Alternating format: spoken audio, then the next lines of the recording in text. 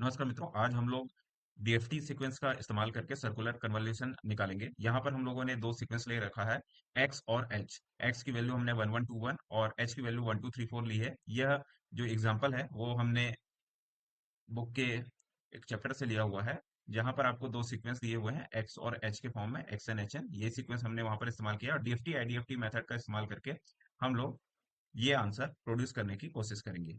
So this is your final output of circular convolution. अगर आप mathematically इसको perform करेंगे तो ये सारे प्रोसेस आपको करने पड़ते हैं जो यहाँ पर हम देख पा रहे हैं। यही काम आपका, यही जो ये वाला जो कैलकुलेशन है, ये पूरा कैलकुलेशन आपको मैटलैब खुद से करके देगा, ऑटोमेटिकली ये वाला रिजल्ट जनरेट करके देगा। पहले हम थोड़ा सा समझ लेते हैं कि कन्वॉल्यूशन होता क्या है, उसके बाद वापस से हम लोग इस प्रोग्राम में जाकर के इसको समझेंगे। तो कन्वॉल्यूशन क्या है, अगर हम इन जनरल लैंग्वेज कहना चाहें तो ये मैथमेटिकल ऑपरेशन होता है जिसमें कंबाइन किया जाता है दो सिग्नल को और तीसरा सिग्नल प्रोड्यूस किया जाता है। कंबाइन करने का मतलब उसको मल्टीप्लाई किया जाता है। साधारणतः हम लोग दो वैल्यूज को मैथमेटिक्स में डायरेक्टली मल्टीप्लाई कर सकते हैं, like 3 into 2 = 6। But in case of functions और सिग्नल, इनमें बहुत सारी वैल्यूज होती हैं, तो उन सब सारी वैल्यूज को आपस में एलिमेंट वाइज मल्टीप्लीकेशन करना पड़ता है, तब कहीं जाकर के आपका आउटपुट आ पाता है। ये फिल्टर डिजाइन में इस्तेमाल किया जाता है और साथ में इमेज प्रोसेसिंग और सिग्नल प्रोसेसिंग में मेजर रोल प्ले करता है। तो जैसे इमेज प्रोसेसिंग में अगर ब्लर इमेजेस आ रहे हैं, कन्वोल्यूशन थ्योरम का इस्तेमाल करके फिल्टर की सहायता से मॉडल वगैरह बना करके इस ब्लर इमेज को क्लीन कर लिया जाता है। कन्वोल्यूशन थ्योरम आपके डिस्क्रीट सीक्वेंस और कंटीन्यूअस सीक्वेंस दोनों के लिए रहता है, यानी कंटीन्यूअस फंक्शन या कंटीन्यूअस सिग्नल और डिस्क्रीट सिग्नल या डिस्क्रीट सीक्वेंस के लिए होता है।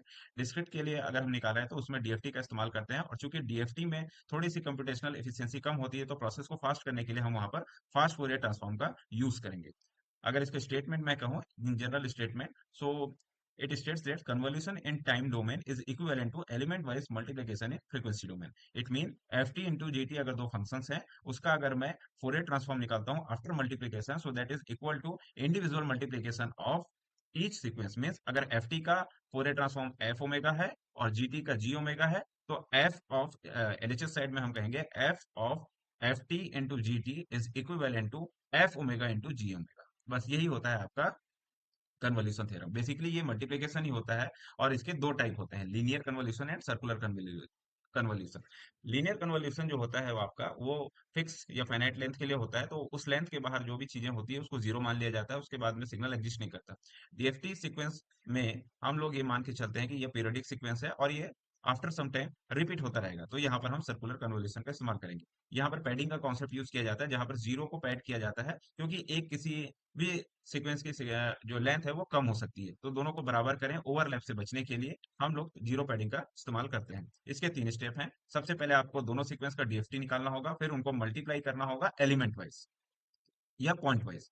उसके बाद में आईडीएफटी निकालेंगे और फिर आपका कन्वोल्यूशन आ जाएगा। तो यही तीन स्टेप और ये जीरो पैडिंग हम लोग अपने प्रोग्राम में यूज करने वाले हैं। तो चलिए देखते हैं। सबसे पहले हमने सीक्वेंस लिया एक्स और एच और दोनों का लेंथ निकाल लिया ताकि हम जीरो पैडिंग कर सकें। जैसे ही लेंथ निकला फिर हमने मैक्सिमम कैलकुलेट कर लिया कि कौन सी सीक्वेंस बड़ी है, और उसको हमने एल नाम के वेरिएबल में सेव किया। फिर एल माइनस एन और एल माइनस एम करके जीरो पैडिंग करके दोनों सीक्वेंस को बराबर कर दिया। फिर हमने डीएफटी लिया दोनों सीक्वेंसेस का अलग अलग। तो हमने जैसे पहले ही बताया था, कंप्यूटेशनल इफिशियंसी के कारण हम लोग इसका फास्ट फोरियर ट्रांसफॉर्म का यूज करेंगे डीएफटी निकालने के लिए। तो दोनों का हम इंडिविजुअल डीएफटी निकालते हैं और कैपिटल एक्स कैपिटल एच में उसको सेव कर लेते हैं। फिर पॉइंट वाइज मल्टीप्लीकेशन करते हैं, जो सेकंड स्टेप है, फ्रीक्वेंसी डोमेन मल्टीप्लीकेशन है। फिर आईडीएफटी लेते हैं, यानी कि आईएफएफटी, और फाइनली फिर हम लोग अपने रिजल्ट को डिस्प्ले करा लेते हैं। तो जैसे ही आप इसको एग्जीक्यूट करते हैं आपको ये वाला आउटपुट देखने को मिलता है। तो ये हमारा सीक्वेंस था जो ऊपर यहाँ पर लिखा हुआ है, एक्स और एच, और जब आप इसको रन करके जब इसको आप एग्जीक्यूट करते हैं तो आपको सर्कुलर कन्वोल्यूशन के फॉर्म में ये वाला आउटपुट मिलता है जो इस वाले आउटपुट से मैच करता है। सो थैंक यू फ्रेंड्स, यही हमारा कन्वोल्यूशन।